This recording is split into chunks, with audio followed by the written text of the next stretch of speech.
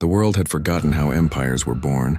It believed power came from treaties, markets, and screens glowing in quiet rooms. But beyond the mapped capitals and polished cities, in the lands where winter bit deep and the wind carried old names, something ancient stirred. It began not with a proclamation, but with a howl that rolled across iron hills and frozen valleys. A sound so raw it seemed to tear memory itself awake. Those who heard it felt the same truth in their bones. The age of submission was ending. The wolves were not a nation at first, they were survivors. Clans scattered by old wars, soldiers abandoned by flags that no longer remembered them. Farmers who had learned to bury their tools beside rifles. They lived where roads cracked and borders blurred, where history had left scars but no monuments. For generations they had endured raids, sanctions, and silent starvation, told they were remnants of a defeated past. Yet in their endurance something hardened. Strength became ritual, loyalty became law, and above all, unity became survival. Kel Arveth rose from that harsh soil without prophecy or crown. He had been a child during the burned winter, when cities fell dark and convoys never arrived. He learned early that mercy without strength was just another word for death. As a young man, he fought not for conquest but for protection, leading small bands to drive away raiders and reclaim lost villages. He did not speak much, but when he did, people listened because his words were never wasted. He wore no symbols except a wolf tooth carved from black stone, passed down from elders who remembered a time when the wolves ruled their own fate. The first true test came when the Iron Coalition advanced eastward, confident in its machines and numbers. They believed the wolf lands were empty, broken, ready to be absorbed. Their columns moved fast, banners clean, commanders already planning victory speeches. They did not understand the terrain, nor the people who had memorized every ridge and frozen river. When the wolves struck, it was like the land itself had risen. Night after night, shadows moved with purpose, and the howl returned, echoing through steel corridors and open skies. Kale did not seek annihilation. He sought awakening. Captured soldiers were released with stories instead of chains. They spoke of fighters who moved like storms and vanished like smoke, of leaders who fought in the front and shared food with their wounded. Fear spread faster than any broadcast, not of brutality but of inevitability. When the coalition finally withdrew, leaving scorched armor and unanswered questions behind, the world took notice. With attention came pressure. Envoys arrived offering deals, recognition, containment. Kyle refused them all. He knew recognition from the old powers came only when it was safe for them. Instead, he gathered the clans, something that had not been done in living memory. Thousands stood beneath open skies, fires burning in circles, the air thick with tension and hope.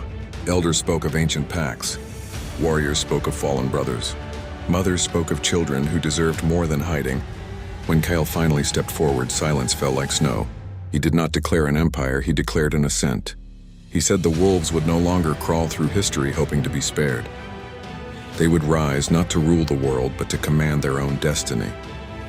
They would build strength so undeniable that no power would dare treat them as expendable again. The crowd answered not with cheers, but with the howl, unified, fierce, and unbroken. What followed was not a campaign of reckless expansion, but a calculated transformation.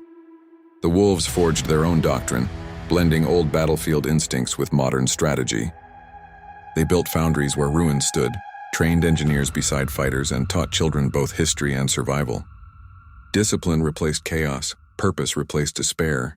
Those who joined were not forced, they were drawn, refugees and veterans alike, pulled by the gravity of something real in a hollow age.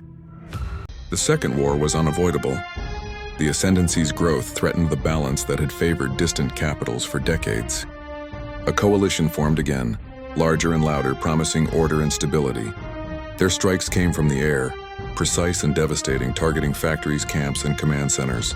For a moment, it seemed the wolves might be crushed beneath superior firepower, but they adapted, dispersing, absorbing the blows, turning loss into fuel.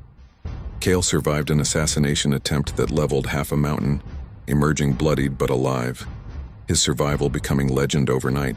The final confrontation unfolded on the Plains of Ash, where generations before had been defeated and erased from records. This time the wolves stood openly. Their banners were simple, dark fields marked by the silver silhouette of a rising wolf. The battle lasted 3 days and nights, a grinding storm of fire, steel, and will. When the smoke cleared, the coalition forces lay shattered, their commanders gone, their certainty destroyed. The wolves had not just won, They had rewritten the meaning of resistance. In the aftermath, the world waited for conquest, for revenge, for the cycle to repeat. It did not. Kale addressed the survivors, friend and former enemy alike. He declared the Ascendancy would defend its borders with absolute force, but it would not expand through domination. Its power was a warning, not a threat. "Treat us as shadows," he said, "and we will become the dark. Treat us as equals, and we will stand as stone." Years later, children would ask when the Wolf Ascendancy truly began. Some would say it was the first howl, others the first victory. But the elders would answer differently. It began, they said, the moment people who had been taught to kneel chose instead to rise together. And as long as the howl echoed across the highlands and frozen plains, the world would remember that empires could still be born, not from crowns, but from courage.